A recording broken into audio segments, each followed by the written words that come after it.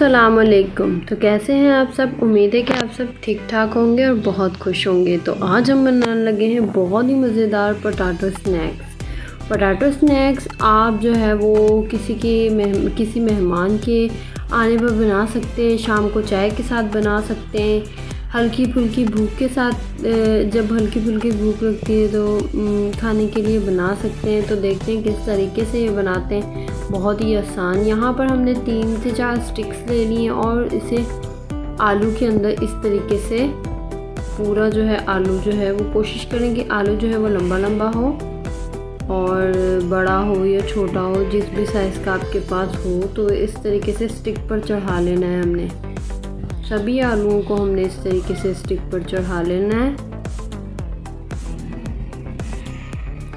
और उसे छुरी से जो है वो इस तरीके से इसे गोलाई में जो है वो कट्स लगा लेने।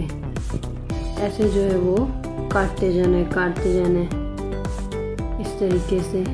चाहें तो बारीक भी काट सकते हैं और मोटा भी काट सकते हैं, जिस तरीके से आपको पसंद हो। इस तरीके से बस काटते जाना है। तो ये बहुत ही आसान बनती है, बहुत मज़ेदार लगती है, बहुत झटपट तैयार हो जाता है। तो ज़रूर ट्राई करें। आलू की कोई भी चीज़ हो, सभी बच्चे बड़े बहुत शौक़ से खाते हैं। हाँ जी, तो हमने सारे कट्स लगा लिए। अब हमने इस तरीके से स्टिक को घुमा घुमा के इन कट्स को जो है वो खोल लेना है हाथ की मदद से। हाँ जी, इस तरीके से इसको आलू को पूरी स्टिक पर फैला देना है, ताकि आलू जब हम डीप फ्राई करें तो वो अच्छे से जो है हमारे सारे स्लाइसिस अच्छे से पक जाएं। हाँ जी, तो इस तरीके से बाकी सबको भी कर लेंगे। ये देखें कितने हसीन लग रहे हैं, बहुत ही मज़ेदार बनते हैं। तो ज़रूर ट्राई करें हमारी हर रेसिपी को। तो मैं ये थोड़ा सा फास्ट कर आपको दिखा देती हूँ कि कितने ज़बरदस्त लग रहे हैं। बच्चों को आप लंच में बना के दे सकते हैं, इवनिंग में बना के दे सकते हैं, तो बच्चे भी इसे बहुत शौक़ से खाना पसंद करेंगे। तो इसी तरीके से सारी स्टिक्स हमने तैयार करके रख ली हैं। दूसरी तरफ हमने यहाँ पर तकरीबन 1 कप जो है वो मैदा ले लिया है।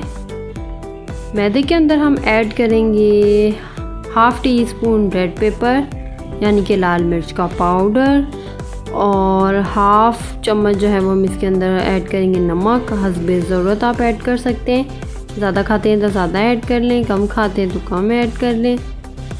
और यहाँ ऐड करेंगे थोड़ी सी तकरीबन ½ चम्मच ही हम इसके अंदर ऐड करेंगे काली मिर्च का पाउडर। हाँ जी, तो ये हमने फ्रेश पीसा था इसलिए जो है वो थोड़ा मोटा मोटा सा। तो ये बहुत मज़ेदार। हाँ जी, तो इस कोटिंग को हमने बहुत अच्छे से तैयार कर लिया है। तो इस तरीके से स्टिक को पकड़ना है और आलूओं के जो स्लाइसिस को इस तरीके से चम्मच भर भर के इसको अच्छे से लगाना है, ताकि सभी स्लाइसिस पे जो है हमारी ये कोटिंग हो जाए मैदे की और मसाले की, ताकि जब हम इसको फ्राई करें तो आलू बिल्कुल भी फीके ना लगे हमें।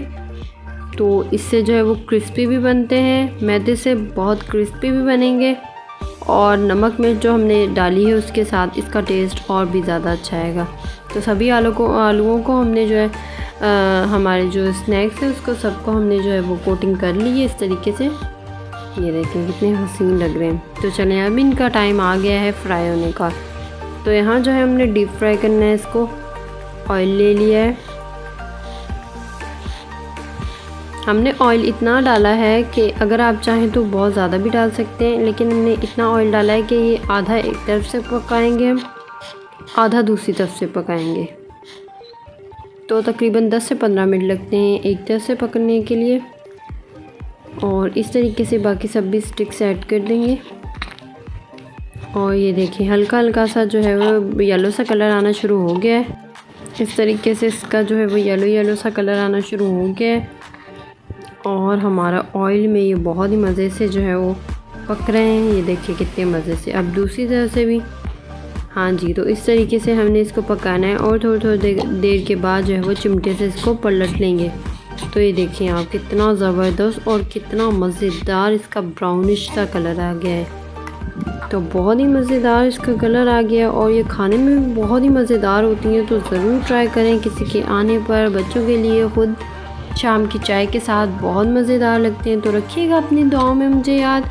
मैं आऊँगी अपनी नेक्स्ट रेसिपी के साथ, तब तक के लिए अल्लाह हाफिज़।